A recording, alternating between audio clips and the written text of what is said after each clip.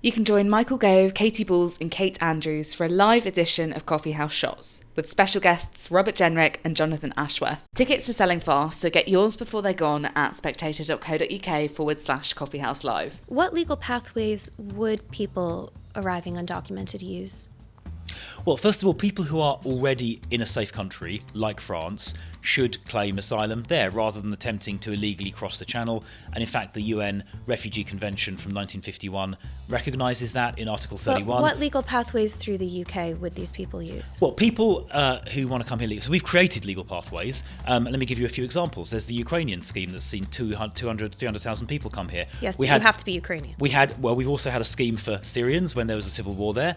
That was about 25,000 people between 2015 and 2020. There was a scheme for people in Hong Kong being persecuted, the British National Overseas Scheme, and we had schemes operating for Afghans. Hello and welcome to Spectator TV. I'm Kate Andrews, the Spectator's economics editor, and I'm joined by the Shadow Home Secretary, Chris Philp. Chris, great to see you. Kate, thank you for the invitation. It's good to be here. Yeah, thanks for coming in. I want to start by asking you what now the Conservative Party's philosophy is on immigration. Before we get into Labour's bill, before we get into your new plans for visas, how would you sum up the Tories' philosophy on this very crucial public policy point? Well, let me start with legal migration. We've seen in the past numbers that have been far, far too high, including people coming here with low levels of skill, earning low wages. Now, the view we take that is no longer acceptable is completely wrong. And we would like to pivot away from mass low-skilled migration towards much, much lower numbers of people with very high levels of skill who can earn high salaries and actually add value to our economy in fields like finance, IT, scientific research, and so on. Recent analysis has shown that low-wage migration is actually a cost to the taxpayer because people coming here on low wages end up consuming more in public services, if you include their dependents particularly, than they pay in tax. It's actually bad for the economy, it's bad for taxpayers.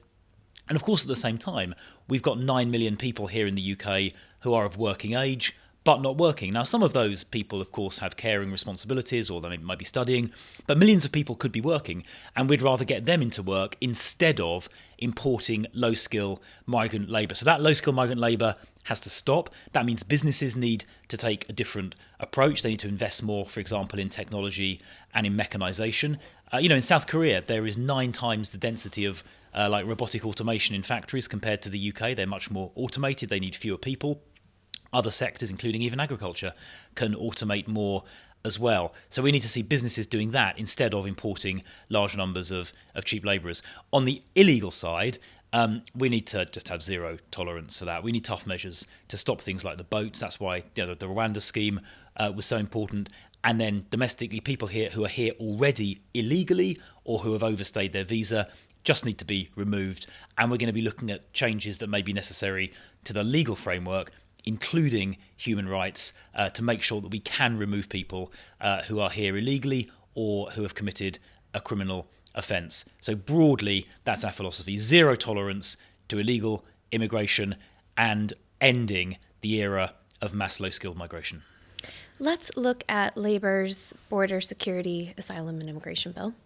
Based off the philosophy that you just laid out, there seem to me to be 2 key takeaways. The first is that there's going to be far harsher penalties for those who would engage in people smuggling. And they also plan to lift the ban that the Tories had on people claiming asylum who came to the UK through unauthorised means. On this first point, do the Tories really disagree with that harsher punishment? Well, it's not harsher. It is already a criminal offence to facilitate illegal migration. But they're going to increase the punishment. They're not. It's the maximum sentence for facilitating illegal migration under Section 25 of the 1971 Immigration Act is life. We actually in government increased that penalty, the maximum penalty, from 14 years to life. Labour voted against that in the last Parliament. They're introducing some new offences like endangering life at sea, but those only have a maximum penalty of 5 years, and they simply duplicate the existing offence, right? The much broader offence of facilitating illegal migration that has a higher penalty. They're expanding it to even supplying parts for boats. They're expanding it to people who might be trying to help somebody from the UK.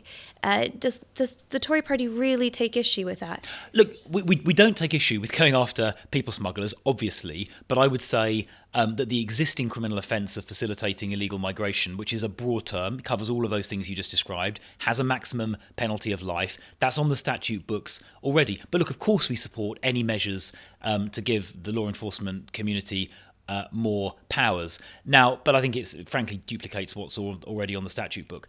On your second point, you're quite right. This border security bill, or border surrender bill as I prefer to call it, gives illegal immigrants a path to citizenship, which doesn't exist today. And it also cancels the government's obligation to remove people who have come here illegally. I think those are two massively retrograde steps.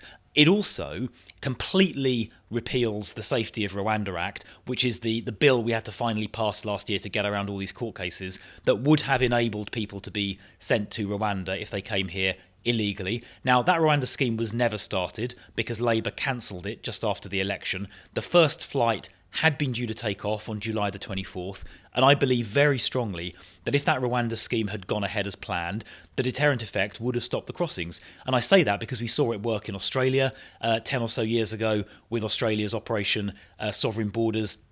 We saw a removals deterrent also work with the Albanian cohort. So in 2022, a lot of Albanians were crossing the channel. It was the single biggest nationality. We struck a deal with Albania to quickly return them, and very rapidly the number of Albanians dropped by 93%. Kind of stands to reason that if you're in France and you know if you cross to the UK you're going to get sent somewhere, whether it's to Albania or Rwanda pretty quickly, you're not going to bother attempting the crossing. So Labour made a massive mistake by cancelling that before it started, and they've now repealed the legislation that would have enabled it to happen. So even if they change their mind in 6 or 12 months' time, they're now not going to have the legislative basis to run a scheme like Rwanda. So catastrophic mistake in my view. What legal pathways would people arriving undocumented use?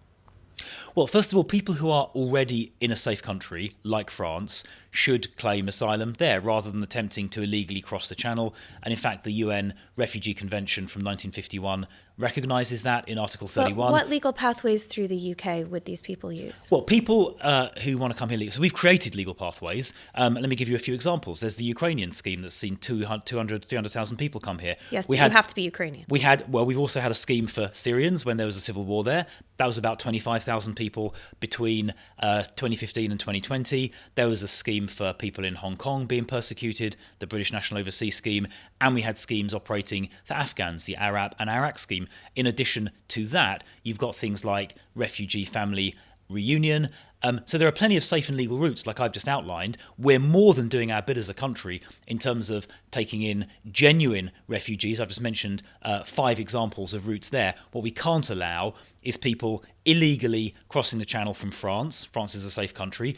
Almost all the people coming across are young single men who have paid people smugglers, and we can't have those people illegally entering the country and jumping to the front of the queue when there are far more deserving cases like the ones I've just mentioned. The reason I asked the question is because the schemes that you just mentioned, which are widely publicized, are also nationality specific for the most part. One of the arguments that was made when the Tory government was trying to push through the Rwanda scheme is let Rwanda happen first, more legal pathways will come second. But those new legal pathways weren't announced, and a lot of people listening will be asking themselves, okay, if you're going to make it an offense to arrive on the shores of the UK without documentation, what pathway would people who are not of the nationalities you just mentioned otherwise pursue? They were not announced after Rwanda by the Tory government.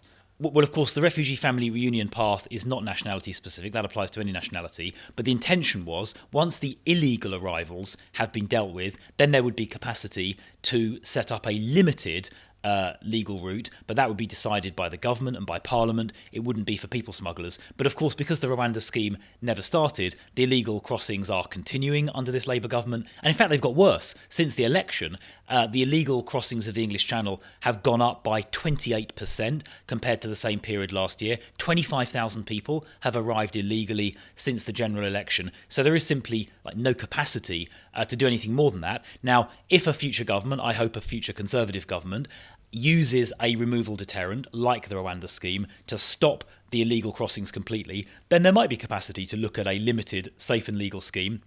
But before we can think about that, we've got to stop the illegal migration first, because right now there is no capacity. The government has, I think, tens of thousands of people in hotels. It's costing £3-5 billion a year to accommodate those people. So right now there isn't the capacity because of the illegal migration. So let's deal with that first. Then we can think about whether we have any more capacity beyond that. You note the 28% increase to illegal entry. 28%. 28% increase of illegal entry to the UK. But statistics are a funny game. So based on that percentage, we're calculating roughly 25,000 small boats crossings from the 5th of July 2024 to February 2025, which is up by about 5,500 from the previous year.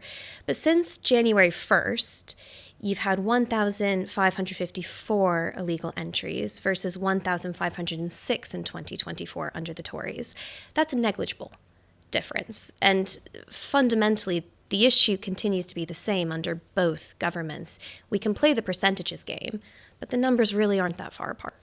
Well, since the election, they've gone up by 28%. But as I just said, you've picked the dates to calculate that. Hang on a second. If we start from January 1st... Wait a minute, you've picked 4 weeks, okay? Actually, January to January, I think the difference was up 12%. But look, you've picked 4 weeks. Let's take the entire... It's up about 54 people. Let's take the entire period of time since the election, not just 4 weeks, but the entire 7 months. Across the entire 7 months, the illegal crossings are up by 28%. But the truth is, frankly, any number is too high because it's illegal.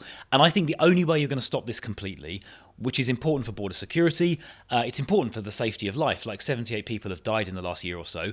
The only way you're going to stop this completely is by having a deterrent, right? Where you know if you're going to turn up here, you're going to get sent either back to your country of origin, if it's safe, or to some safe third country like Rwanda. And Labour cancelled that deterrent before it even started. We've seen it work elsewhere, like I've said. And they made a massive mistake by cancelling that deterrent. So we are certainly going to look to reintroduce something similar if we win the next election. That will stop these crossings completely. There'll be zero if we do that. And we saw that work in Australia. It went literally from 50,000 to zero under Operation Sovereign Borders around about 10 years ago. I bring up the percentages game because something similar happened with the Albanian migrants. You mentioned that they fell by 92% after Rishi Sunak struck the deal, but then if you looked at the quarters that continued, because numbers rose by a negligible amount, you could actually argue that they rose by a huge percentage as well. And I think there are a lot of people who are frustrated about the net figure, the net total immigration statistics, who, if we're going to get into the politics of this, feel like they're not always being told the full story when we talk about those statistics. They feel as though it's blurring the numbers, because if you actually look at the numbers, there's not a substantial difference. You're talking about illegal migration? Yes. Yeah, well, like I've said already, since the general election, the last 7 months, there are about 28%, I've said it like 4 or 5 times now, there are 28% more people that have entered illegally than the same period 12 months prior. That is a significant increase. But frankly, the numbers before were too high. It should be zero. Nobody should be entering the country illegally by small boat. And I remain completely convinced that a removals deterrent, like Rwanda, but it could be another country, it doesn't have to be Rwanda, a removals deterrent in principle would stop this. And people like the National Crime Agency have said you need a deterrent to stop the crossings. Law enforcement alone, it's important, law enforcement, but on its own, it's not enough. And that's why it was such a stupid mistake of the government, the Labour government, to cancel the Rwanda deterrent. They should have given it a try, but they didn't. They just, for ideological reasons, cancelled it before it even started. And we're now seeing European countries. I mean, Italy are doing it already, but we're now seeing suggestions that, a new government in Germany, after their election in a few weeks' time, might well be looking at something similar. So I think we're going to see other European countries going ahead with that kind of approach, and certainly the USA are beginning to look at it as well, whereas the Labour government are going apparently in the opposite direction, and that's why illegal migration on their watch so far has gone up. The new Tory leadership laments that the Rwanda scheme was rolled back. If you were back in charge in 4.5 years, would re-implementing the Rwanda scheme be a day one policy? Yes, it would. And if we couldn't get agreement with Rwanda specifically, we'd try and do something similar with another country. Well, let's move on to the Tories' proposition for visa changes. Now we're going to move on to legal migration. The plans that you've announced are that newcomers should wait 10 years instead of 5 before they can apply for indefinite leave to remain. And after that, it should take another 5 years, not 12 months as it currently is, to apply for British citizenship. Will these plans be retroactive? Will people who are currently on work visas looking to apply for leave to remain, would they be subject to these changes if the Tories came in 4.5 years? Yes, that is kind of the whole point, because there are around about 2 million people who are now here on work visas who may in theory become eligible for ILR. The Centre for Policy Studies estimated last Sunday that probably about 800,000 of those would likely end up with ILR using current assumptions. Now, many of those people are on low incomes, and recent analysis shows that immigrants who come here and work on low wages actually don't make a fiscal contribution, like a net contribution to the economy. In fact, the Office for Budget Responsibility, not everybody's favourite organisation, but they did some analysis, I think it was last September, showing that a migrant on low wages has a net fiscal cost to the rest of the taxpayers of £500,000 across their lifetime. So people who come here and either earn low wages and therefore don't make a contribution, we don't think they should get indefinite leave to remain. It's not fair that the wider taxpayer ends up having to subsidise people who have only recently arrived. If it looks like they're going to be dependent on the state, we don't think they should get indefinite leave to remain either. Certainly if someone commits a criminal offence, they shouldn't. And when that visa expires, it shouldn't be renewed. Those people should be required to leave. And if in the course of their stay here, it looks like they're going to become dependent on the state for some reason, but they're supposed to be here for work, they've got a work visa, then again, the visa should be revoked and they should be required to leave. It's not fair on the British taxpayer that somebody can come here, become potentially dependent, and then ask the rest of the taxpayers to subsidise them. That's not fair, and that's the principle behind the proposal. Now, if people come here and work and make a contribution, that is a different story. They would be eligible for indefinite leave, but we also want to make sure the numbers arriving go down a lot, because the numbers were far too high. Mistakes were made by previous governments, including previous Conservative governments. Those numbers were too high. So we want to see much smaller numbers of genuinely high-skill migrants. One of the ways we can do that is having a hard binding cap on the number of visas that are issued each year. The number could be set by Parliament in a vote at a level that is much, much lower than the recent numbers we've seen, and much, much lower than recent forecasts that people like the ONS and the OBR have produced. I was surprised not to see any reference to the shortage occupation list in the Tories press release. If you are looking at removing people who would otherwise come here on lower wages, surely that is what you would focus on.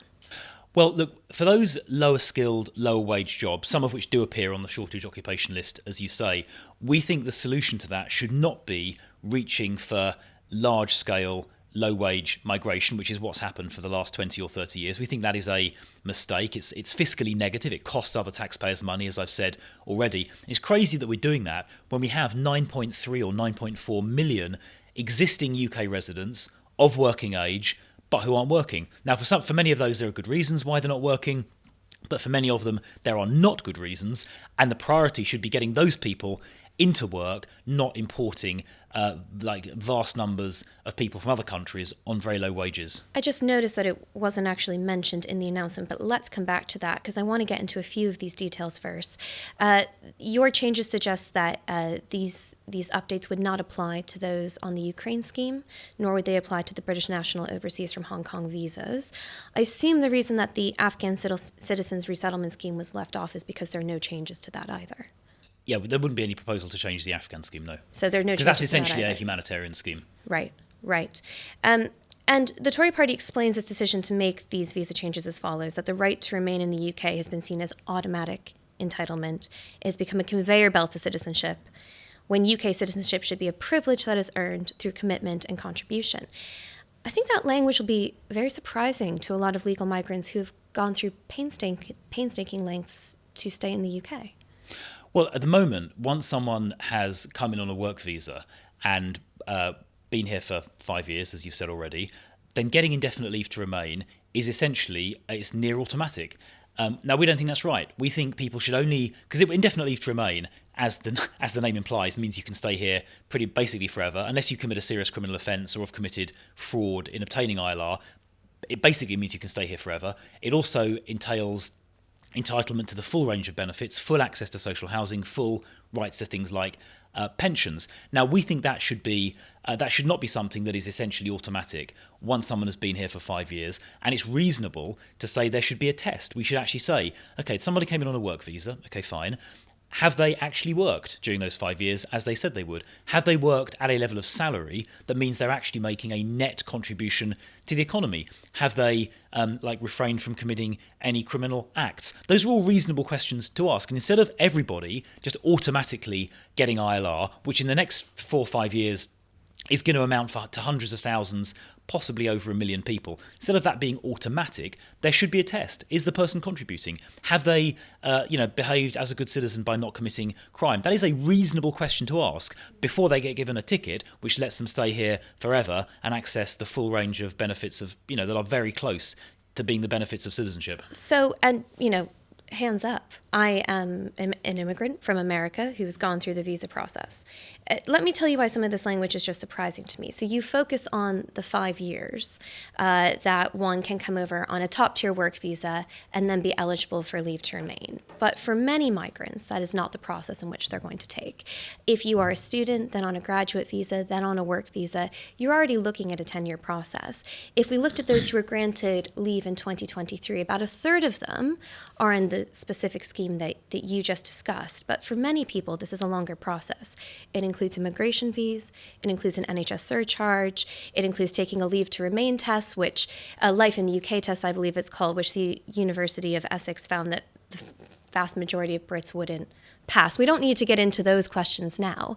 But to talk about it as an automatic right, again, surprising language, and one that is very targeted at business that would be bringing over those high-skilled migrants, the type that you said at the start of this conversation you wanted to keep in the UK. Well, there's a distinction between bringing people over to work in high-skilled jobs and then ultimately getting ILR. You can come here to work on a high-skilled job, with a work visa. The question of whether you can then reside here in perpetuity is a separate question. Now, for those initial work visas, when people come in for the first time, we would like to see much, much lower numbers. That's why we need this binding cap that I talked about earlier. But for people who are coming here to work in genuinely high-skilled jobs, in finance, in technology, in scientific research, in those kind of, even journalism, in those kind of fields, then we should actually make that pretty straightforward if they're going to really make a big contribution to our society. That is different to the question of ILR. ILR means you can stay here forever, and I think it is reasonable to say that there should be some kind of proper test, have you worked? Have you earned to the salary level you said you would? Those are reasonable questions to ask. At the moment, those questions are not asked. Somebody that's been here 5 years on a work visa just gets that status automatically, and we think there should just be a check, and I think that's a completely reasonable thing to do. So I do have to challenge that. When you put in a leave to remain application, you have to prove your salary, you have to prove that you've been here legally the entire time, you have to prove full-time employment, you have to state any criminal record, including a driver's fine or a ticket that you got when you were a teenager. All of those questions are asked. They go through the Home Office. Now, perhaps you're saying it's not scrutinized enough. Perhaps you're saying there are too many loopholes, but these questions are asked. Yeah, but people, they're not as you've already kind of answered the question yourself. They're not assessed currently by the Home Office in a way that says, well, if you haven't met there's no salary threshold for getting ILR, and we think there basically should be, because we know now from the analysis. But there's a salary threshold to be on a top tier work visa. There's a salary. That's right. There's a salary threshold to get a visa in the first place, but people may come here and then not work at that salary. And actually, what's happened in the last few years, and this is a mistake by the last government, which Kemi and I have honestly identified and pointed to. Even though in theory, the points-based system was supposed to be the brightest and the best, and top tier, high skill, etc. 68% of people, of non-EU migrants coming in on work visas over the last few years were earning below median earnings, and around about half were actually working on the minimum wage. So what was supposed to be a points-based system for the brightest and the best ended up getting essentially misapplied because it wasn't calibrated properly. And a lot of people came in intentionally to work in very low wage jobs. And the sort of most obvious example of that is the health and social care visa, which was supposed to have 6,000 people come in, and it turned out to be 300,000 people. But that's why I asked about the shortage occupation list and why it wasn't mentioned in the Tories' immigration reform. Has the party done any modeling about what will happen if you do really reduce the number of people coming here, especially on those lower wages, what will happen overnight to the NHS, to the care services? So what we're going to be doing in terms of the question you're asking really speaks to the level of the cap that we're proposing, the binding cap on how many visas get given out each year for people coming in. Now, we've said it'll be a lot lower than recent numbers and a lot lower than the ONS and OBR forecasts, which have been around about 300 or 350,000 a year net. Be a lot lower than that. We haven't yet specified a number, and the reason we haven't specified the number, you've effectively just alluded to. We want to do that detailed work You're to going to do understand modelling. Exactly, to look at the flows in, the flows out. We'll do that obviously by sector. Student visas. We'll look at the health service. We'll look at different business sectors, agriculture, finance, and so on, to make sure we have a kind of proper. So rather than just throw a number out, as some people sometimes do, and indeed have done in the past, rather than just chuck that number on the table casually, we are going to do the proper work to have a robust, defensible answer to that question. But you have chucked a number out, 300,000. You said it's going to be a lot lower than that. If we're around sort of the 750,000 mark right now when it comes to net migration, a really important question to ask is who exactly you don't want coming into the country anymore. Now, you can say you're not going to put an exact figure on it. I'm not going to push you to, but you must have a rough estimate on the hundreds of thousands of people you want to cut down on. Is it students? Is it people working in the care service? Is it the NHS? Is it refugees? Is it family members? Can you give us any indication? Because that's a significant reduction you've already committed to. So first of all, behind that, the net number, as you said, is 750,000. That should actually go down as a result of changes made by the last Conservative government, which will kind of filter through this year and next year. So we lifted all the salary thresholds. We made it harder to bring in dependents. So that number will come down naturally as a result of previous policy changes. But behind that, taking that 750 number last year, which is way too high, catastrophically too high, the number arriving was actually about 1.2 million. Right, 1.2 million arrived, about, I think it was 700 and something thousand departed. So that number of 1.2 is just absurdly too high. Now, many of those people actually didn't come here for work purposes. Many of those people were dependents.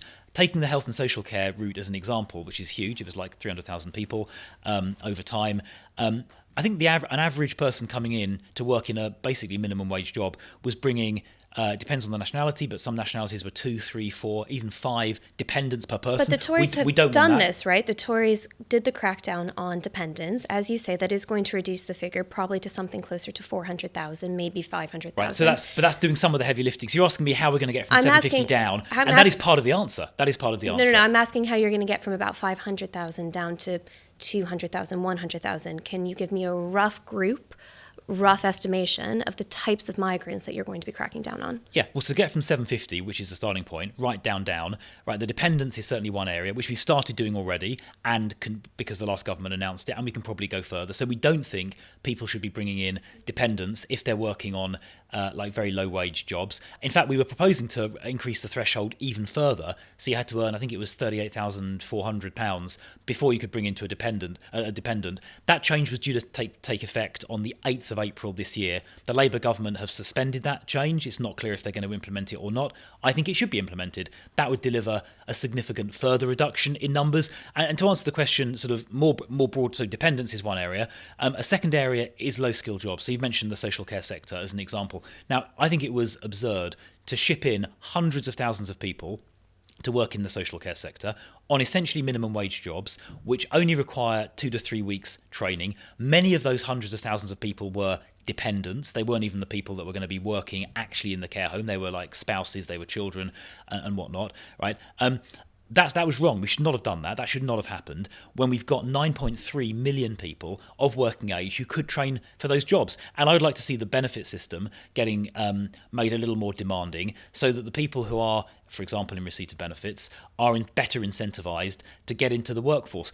And frankly, employers should also be doing a better job to recruit and train domestically rather than shipping in large numbers of low-skilled migrants. If recent history is anything to go off, and perhaps we'll see some miracle overnight in the public sector if the Tories were to come back into power, we're getting people back into work, millions of working age people who could be working, maybe they're going back to work overnight. But let's say that proves tricky.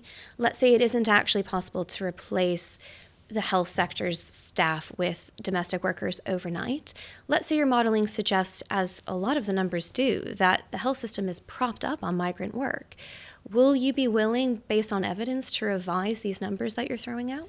Well, I mean, take the health service as an example. We artificially cap the number of doctors we train each year and then ship in the excess from other countries. Right, but this is going to be a 25-year plan to undo, right? We're talking about a quarter of a century at least to undo that. My question is, the Tories are actually committing not to a very specific number, but to something under 300,000 net migrants a year. Well under. So I'm going to go with 150, maybe even 100, but I'm not making you put a number on it. My point is, can you be specific with our audience about the groups of people that overnight the Tories would just say, no, cap, you're out? I just have been already. There's two. Let me start. Let me reiterate two groups. So, people like dependents. But that's already been done. That doesn't get you. That doesn't get you down. It's been partly done because the highest salary threshold for dependents, the 38,400, has not yet been implemented. It was due to happen in April. It hasn't happened yet. So, area number one is going to be dependents. So that's like children, spouses of people earning wages up to 38,000. That's one area. And secondly, more broadly, people coming in on to work on low salaries in the social care sector, but also more widely. I just don't. I mean, the sort of picture you're painting, if I can say so, is a little bit defeatist. You're essentially, the thesis you're advancing is essentially that there is no alternative but to have 1.2 million people. 1.2 million people. That is an insane number coming in each year. And you're effectively, the sort of premise of your question, I know I'm pushing back a bit here, but the premise of your question is that is unavoidable. It's inevitable. You've got to do that for the sake of the economy. I just don't accept that. I don't accept, we need 1.2 million.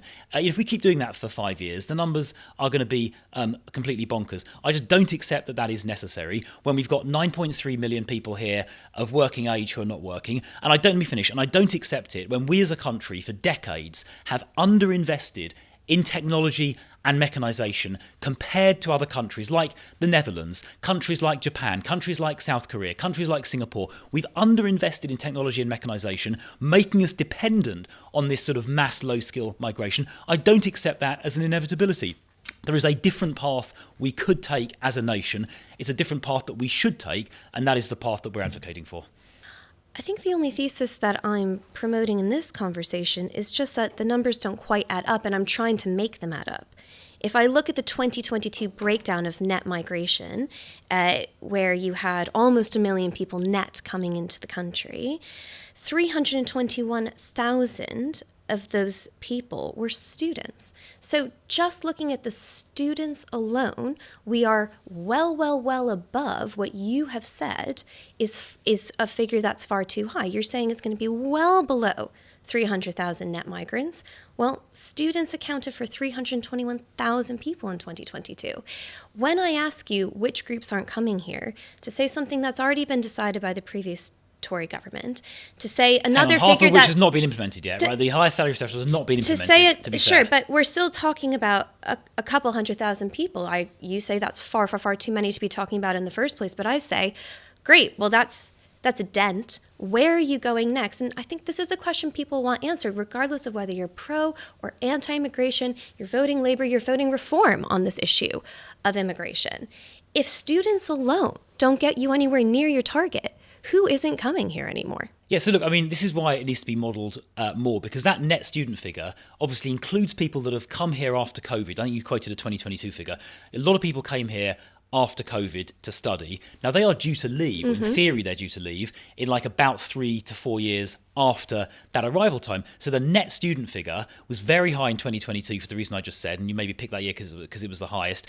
Students tend to be around 250, 300,000. Well, see, come a couple of years' time, that should in theory drop down as they leave. Now, if it doesn't drop down, what that means is students are coming here and then staying. And that then means that body of students, if they do come here and stay and switch from the graduate route to a work visa route, right, that means they are then available for the workforce. So that needs to be accounted for as well. So, it's obvious from this just exchange here, that is exactly the complexities that we've just touched on are exactly the reason why we haven't just chucked out a figure. We're going to go through these questions like properly on a big spreadsheet to make sure that when we do put a number on this, it's been properly thought through. But what I think will be clear to your viewers and listeners from this conversation are the principles. The principles are the numbers have got to come a long way down. 1.2 million people coming in, 750 net is bonkers. We don't need to do that. There is an alternative. It's to do with getting our own people back into the workforce, and it's to do with technology and mechanisation. And I think those are principles that the vast majority of the British public would agree with. Would the Tories take students out of the net migration figures?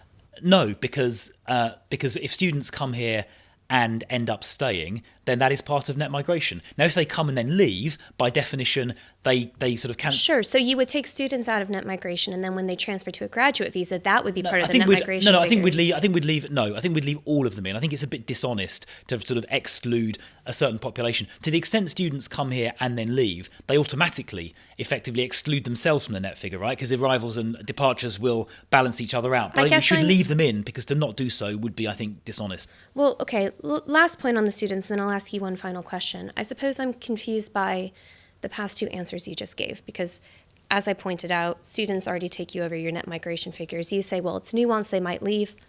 That's a very important point. So why are they in the net migration figures? If you want to keep them there, you're going to have to kick everybody else out. As I said, my only thesis to you today is that these numbers don't quite add up. And you say you haven't put an exact figure on it. But if you're telling me that we're looking at 150,000 people coming in a year, you're going to have to kick out everybody and half the students. Well, don't forget, it's about inflow, isn't it? We're talking about issuing visas to people that want to come in next year, the year after. Right?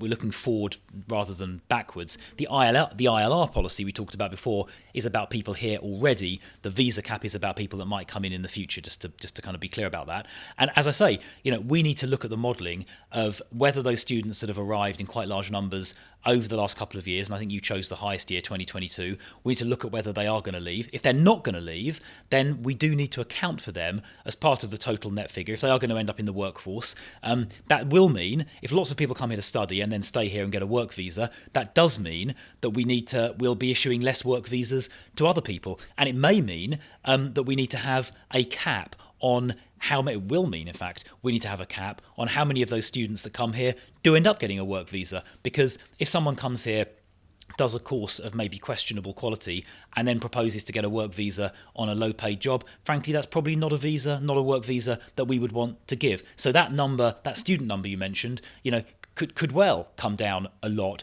with the visa cap that we mentioned, because we wouldn't allow this transfer from the student route to the work route that has been happening on an industrial scale. Well, it might have to come down overall to deal with the net migration if they're not coming out of that figure.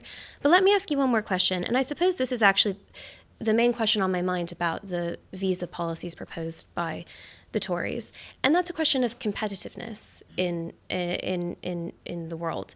Because if you are 25, being brought over to the UK as a migrant by the kinds of companies that, again, you've suggested, banks, you might be in finance, you might be a top lawyer, these kinds of migrants coming to the UK, the new offer to them is that it's going to take 15 years to be confident that you'll be settled here. And you'll be asking people to make that calculation when they might be wanting to buy a home, when they might be wanting to start a family, not sure for 15 years if they can really call Britain their home. Are you not worried that the exact types of migrants that the Tory party says it wants, the best and the brightest, might think to themselves, that's too risky, I may look elsewhere, or I may stay at home? Well, the time period to have confidence of stay is 10 years rather than 15, because at 10 years, we're proposing you get indefinite leave to remain. And as the name implies, indefinite means you can stay here forever. So that confidence point... But you won't be British. That confidence point arrives after 10 years, when you know you can stay here for good. Look, I think the offer we can make internationally is to say that this is we want to make this a vibrant, dynamic economy. I think London is like the best city on earth to come and live and to work, whatever sector you're working in. I want the entire country, the whole United Kingdom, to be a dynamic, vibrant economy. And I'm sure my colleagues in the Shadow Cabinet will over time set out a plan to reduce the regulatory burden, reduce the tax burden, to fix the problems that the Labour government is imposing on our country, to make this a vibrant and dynamic place to come. That is going to be our mission and our objective in government, and I'm hopeful a future Conservative administration will make sure that from the best and the brightest from all four corners of the earth will want to work here. But we'll say the condition is, you've got to be making a real contribution. You've got to be actually contributing to the exchequer and to other taxpayers, not being a drain. We've got to get the numbers right down. But for those people who really can make a difference to our country and our economy, those are the people we want to attract here. And I'm confident that we will be able to do that. Chris Philp, Shadow Home Secretary, thank you so much for joining The Spectator. Thank you.